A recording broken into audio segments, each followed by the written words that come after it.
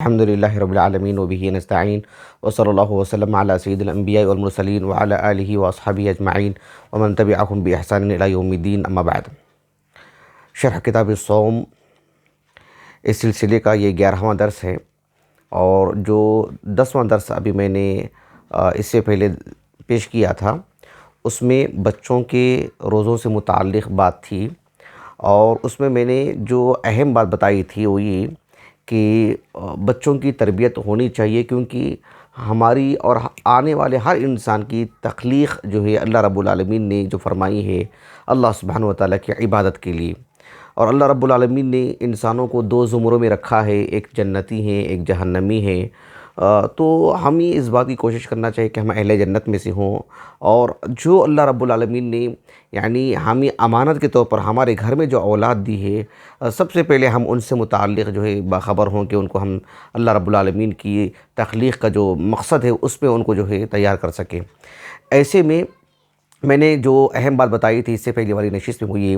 کہ بلوغت ایک معیار ہے جہاں سے جو ہے امور تکلیفیہ شروع ہوتے ہیں، جہاں سے انسان مکلف ہوتا ہے، اس کی نیکیاں اور برائیاں لکھی جاتی ہیں وغیرہ۔ لیکن اللہ سبحانہ وتعالیٰ نے کیونکہ ہمیں جس مقصد کے لیے پیدا کیا ہے، تو اللہ رب العالمین نے ایسا نظام رکھا ہے کہ ہم 7 سال کی عمر سے بچوں کی تربیت کر سکیں، انہیں اس کے لیے ڈھال سکیں، تیار کر سکیں، تاکہ وہ جب اس معیار کو پہنچ جائیں، اس عمر کو پہنچ جائیں تو بآسانی اللہ رب العالمین کی وہ عبادت میں داخل ہوں اور ایک اور سنجیدگی سے کر سکیں۔ تو بلوغت سے متعلق بات چل رہی تھی، تو میں نے بتایا کہ انسان جو مرد ہے، لڑکا ہے یا لڑکی ہے،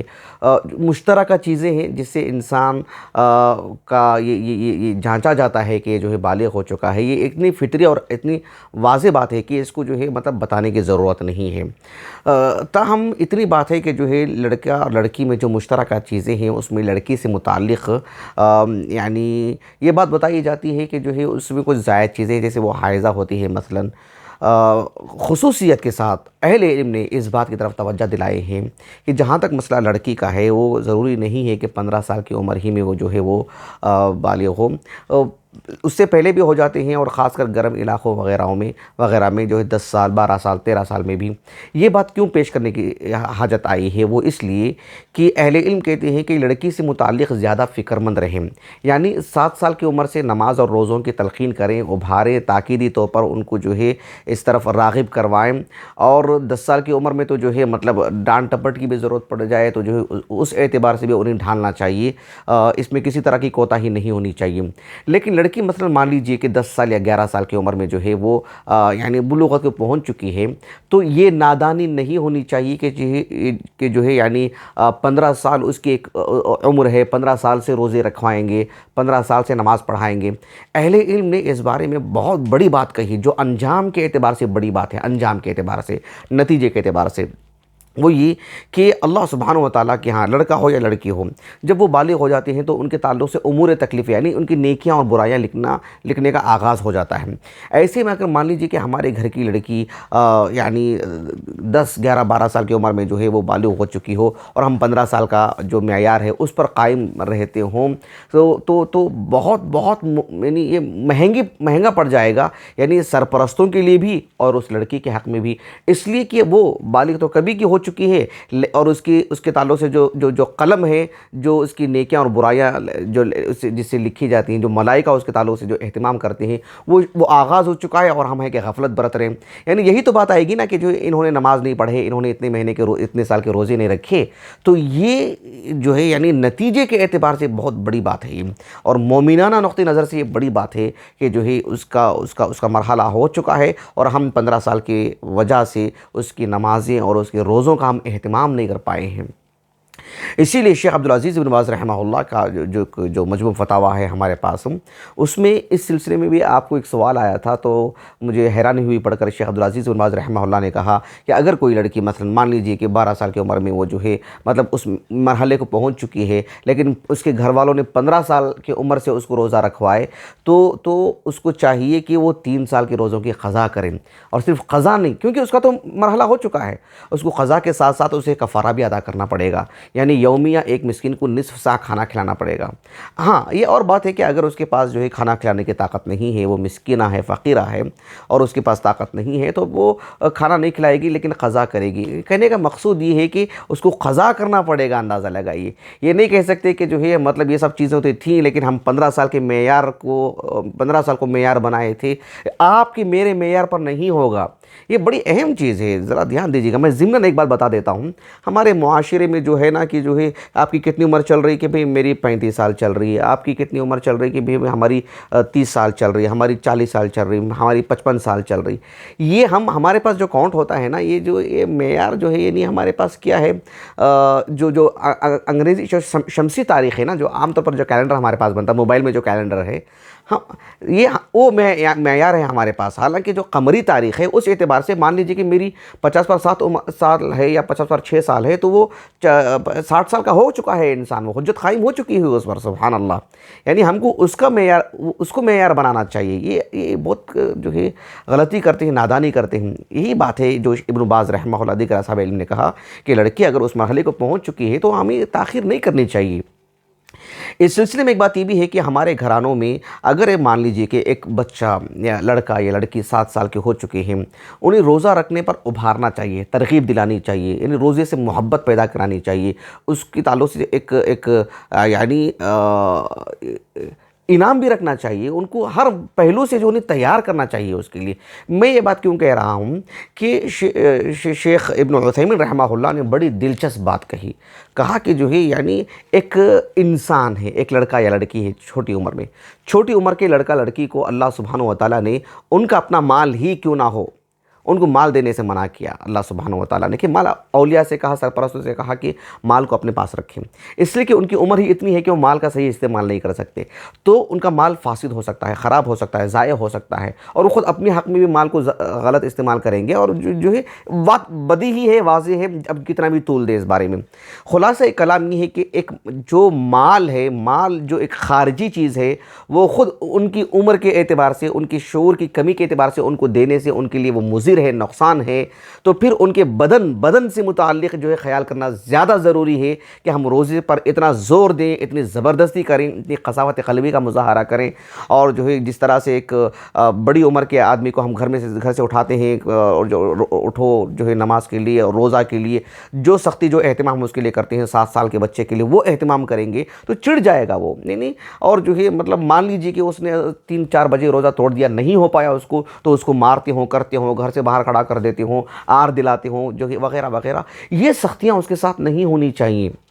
یعنی جو مال خارجی چیز ہے وہ خود اسے نقصان پہنچاتی ہے، تو اللہ نے کیا کہا قرآن مجید میں سورۃ النساء میں کہ وَلَا تُؤْتُوا السُّفَهَاءَ أَمْوَالَكُمُ الَّتِي جَعَلَ اللَّهُ لَكُمْ قِيَامًا وَارْزُقُوهُمْ فِيهَا وَاكْسُوهُمْ وَقُولُوا لَهُمْ قَوْلًا مَّعْرُوفًا وَابْتَلُوا الْيَتَامَى حَتَّى إِذَا بَلَغُوا النِّكَاحَ فَإِنْ آنَسْتُم مِّنْهُمْ رُشْدًا فَادْفَعُوا إِلَيْهِمْ أَمْوَالَهُمْ۔ یعنی ایک لڑکا چھوٹی عمر کا ہے یا اس کے اندر اتنا شعور نہیں ہے، تو اس کو اس کا مال مت دیجیے، کیونکہ وہ صحیح استعمال نہیں کر سکتا ہے۔ آپ اس کا تحفظ کے لیے جو بندوبست کر سکتے ہیں وہ کیجیے، اور جب اس میں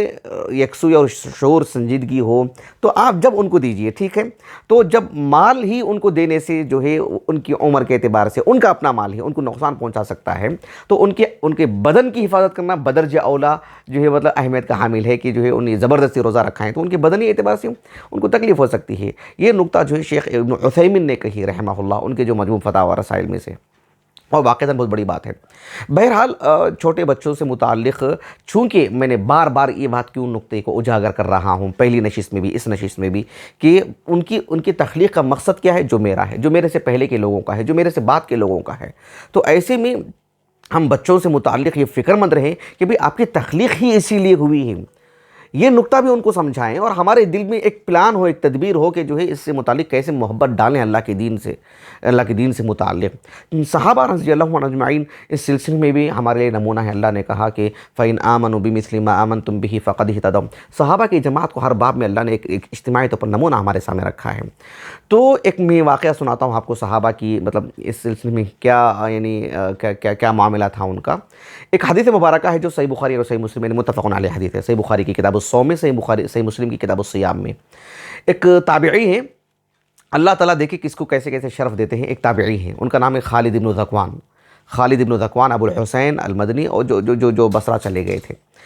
یعنی یہ تابعی ہیں، اور تابعین میں بھی جو طبقات ہیں، یعنی خاص کر ابن حجر کے اگر ہم بات کرتے ہیں تو کبار تابعین، اس کے بعد اوساط تابعین، اس کے بعد اوساط تابعین کے بعد ایک اور طبقہ ہے الطبقہ التی تلی الوسطی من التابعین، جو اوساط تابعین کے بعد کا طبقہ ہے.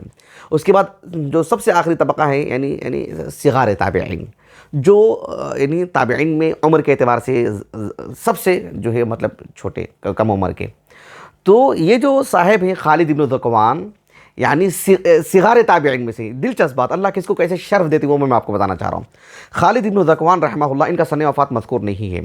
تو کتب ستہ کے رجال میں سے ہیں یہ. اور میں بتا رہا تھا کہ یہ صغار تابعین میں سے ہیں، صغار تابعین میں سے ہیں. اور صحابہ صحابیات میں سے صرف ایک ہی صحابیہ سے ان کا سماع ثابت ہے، ایک ہی صحابیہ سے انہوں نے حدیثیں سنی ہے، اور وہ صحابیہ بھی صغار صحابہ میں سے ہیں. یعنی صحابہ میں سے بھی اللہ کے رسول کا جب انتقال ہوا تو چھوٹی عمر کی تھیں وہ صحابیہ، صغار صحابہ میں سے ہیں. اور ان سے ہی وہ اکیلی خاتون صحابیہ ہیں جن سے ان کا سماع ہے، اور یہ خود صغار تابعین میں سے ہیں. اس اعتبار سے یہ صحابہ کے بعد جو سب سے بڑا جو طبقہ ہے تابعین کا، یعنی پوری شمولیت کے ساتھ اس میں یہ داخل ہیں. یعنی اللہ تعالیٰ نے کیسے ان کو شرف عطا کیا دیکھیں ماشاءاللہ. اچھا، خالد ابن ذکوان رحمہ اللہ کہتے ہیں کہ اللہ کے رسول کے صحابیہ صلی اللہ علیہ وسلم، ان کا نام ہے الربیع بنت معوذ رضی اللہ عنہا. یہ کتب ستہ کی جو ہے سبھی کتابوں میں آپ کی مرویات ہیں، ان کی بھی سن وفات جو ہے مذکور نہیں ہے. الربیع بنت معوذ رضی اللہ عنہا وہ کہتی ہیں کہ جب اللہ کے رسول مکے سے مدینے کو آئے نا، تو یعنی کیا کہتے ہیں کہ ابھی رمضان کے روزے فرض نہیں ہوئے تھے، عاشورہ کا روزہ فرض تھا. یہ کہتے ہیں کہ ارسل النبی صلی اللہ علیہ وسلم غدات عاشورہ الی قرى الانصار، کہ آپ صلی اللہ علیہ وسلم نے عاشورہ کا یعنی 10 محرم کو اللہ کے رسول صلی اللہ علیہ وسلم نے کچھ صحابہ کو یعنی انصار کی بستیوں میں بھیجا. انصار کی جو بستیاں تھیں وہاں یہ اعلان کرنے کے لیے بھیجا. کیا اعلان تھا؟ کہا کہ من اصبح منکم مفطرا فلیتم بقیۃ یومہ، کہ آج کا دن یعنی عاشورہ 10 محرم کی بات تھی، جو شخص بھی اس حالت میں صبح کیے ہیں کہ انہوں نے کچھ کھا لیا ہے، مثلا وہ اب ان کا روزہ نہیں ہے،